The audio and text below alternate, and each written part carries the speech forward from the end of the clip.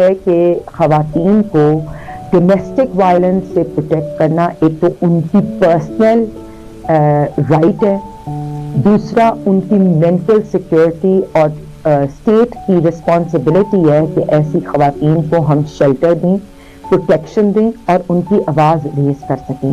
اور اس طرح کے جو ڈومیسٹک وائلنس کے انسیڈنٹس ہیں ان کو ہائی لائٹ کرنا سوشل میڈیا اور الیکٹرانک میڈیا کی رسپانسبلٹی بھی ہے، اور ایک اسٹیٹ کی رسپانسبلٹی ہے کہ ہم اپنی ایسی خواتین کو تحفظ دیں. اور not only that, as a mother, as a sister, as a daughter, we owe it to them because these women are the role models and inspiration for the kids who are growing up with them.